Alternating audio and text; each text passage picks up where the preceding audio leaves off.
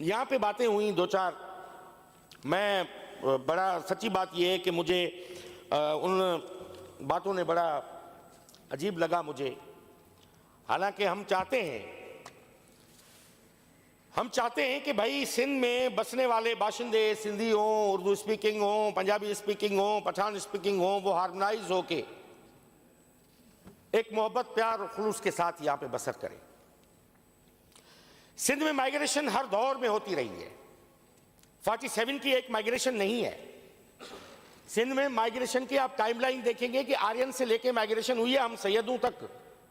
हम सैयद भी माइग्रेट करके बाहर से यहाँ पे आके सिंध में आबाद हुए। गुजरात से हमारे दोस्त ये बैठे हुए रेहान बंदूकड़ा साहब वाले और दूसरे, और साबिर कायम खानी साहब जैसे बंदे ने, जो राजस्थान सिंध का पार्ट था। भाई तुम कहां से खुद को कह रहे हो कि भाई मैं माइग्रेट करके यहां पे आया हूं? मेरे थर के इलाके में 50% पॉपुलेशन उस तरफ बसती है, इस तरफ बैठी हुई है। लोग आए गए, बाद में ये 47 में जो है वो लाइन ड्रा हुई।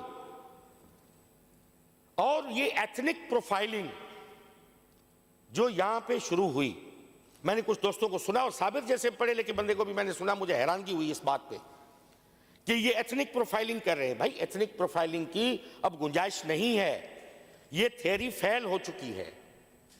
अगर पॉलिटिकल पोलराइजेशन है आपके विद इन रैंक्स तो उसको डिफरेंटली आप हैंडल करें, मगर उनको सेटल करने के चक्कर में आप पूरे के पूरे 6 करोड़ लोगों की आबादी को आप आग न लगाएं। हम चाहते हैं कि आप जो है वो ये कहें कि भाई ठीक है, तशख़्ख़ुस है आपका, हम तो उस पर एतराज़ नहीं करते। मेरे आबा अजदाद जो थे, मेरे बड़े थे, वो अरबी बोलते थे। हम वहां से माइग्रेट करके सिंध में जब आए तो मुरादली शाह के बड़े आए यहाँ पे सिंध में, जितने भी माइग्रेट करके सिंध में नासिर शाह के बड़े आए तो अब वो सिंधी बोलते हैं वहां पे। वो इस मिट्टी को ऑन करते हैं। इस मिट्टी में वो खासियत रखी है सिंध की मिट्टी में। तीन जनरेशंस में जो केपी से और अफगानिस्तान से माइग्रेशन सिंध में हुई, वो सिंधी हो गए। आगा सिराज दुरानी साहब उसकी सबसे बड़ी मिसाल बैठे हुए हैं। इनके दादा परदादा आए होंगे यहाँ पे, आपके भी परदादा दादा आए होंगे वहां से।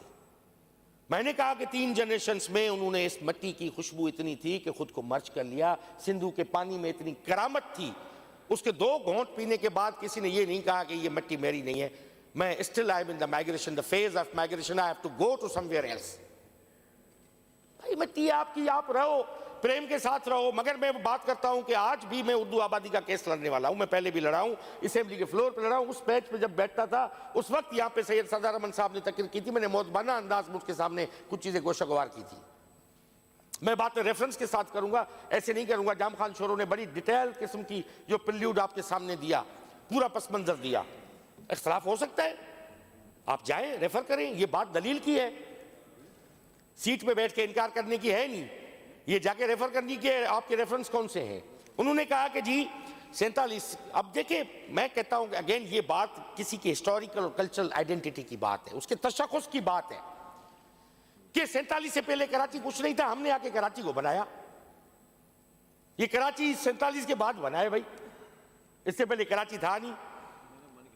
भाई आप जब अलेक्जेंडर की इन्वेजन हुई है, आप conquest of Alexander, invasion of Alexander पे जितने भी बुक्स रखे हुए आप पढ़ लें कि उस जमाने में कराची एज ए पोर्ट और आउट के तौर पे मौजूद था। उसके बाद हिस्टोरिकली जो कराची है 350 साल पहले शाह लतीफ की शायरी में कराची खुद मौजूद है। मोर्रो मीरबर का किस्सा मौजूद है। मचेरू की बस्ती थी, सामूंदी शाह लतीफ बिटाई 300 साल पहले अपने आंखों से यहां पे वो जहाजरान देखे थे।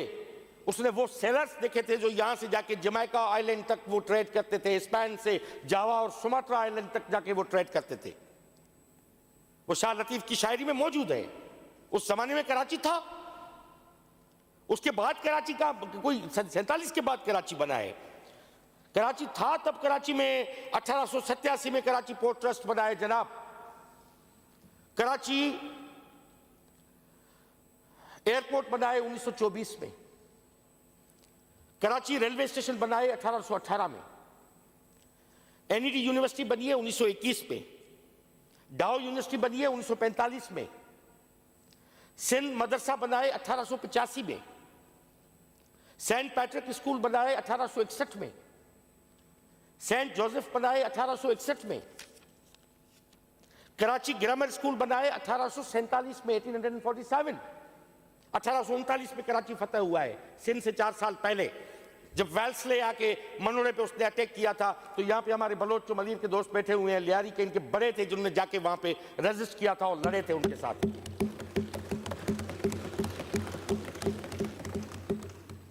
सिविल हॉस्पिटल कराची बनी है 1888 में, जिन्ना हॉस्पिटल बना है 1930 में, कराची मेट्रोपॉलिटन कॉर्पोरेशन बना है 1927 में, सिंध हाई कोर्ट बना है 1923 में, सिंध असेंबली बिल्डिंग 1940 में 41-42 में कंप्लीट हुई है, 37 के बाद काम चला है। 37 में फॉर्मली असेंबली का पहला सेशन हुआ था, भोज सिंह जब स्पीकर था फर्स्ट।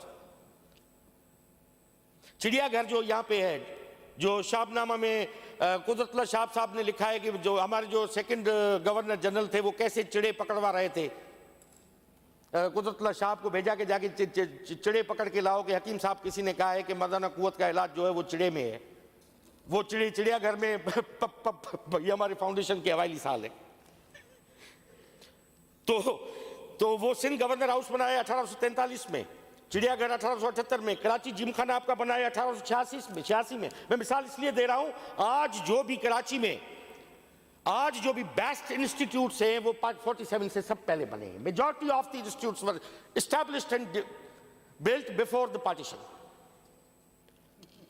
एम्प्रेस मार्केट 1884 में, कराची बोट क्लब 1881 में, फिशरमैन कोऑपरेटिव सोसाइटी 1945 में, एनजेवी स्कूल 1850 की दिहाई में, और ट्रॉम 1885 में।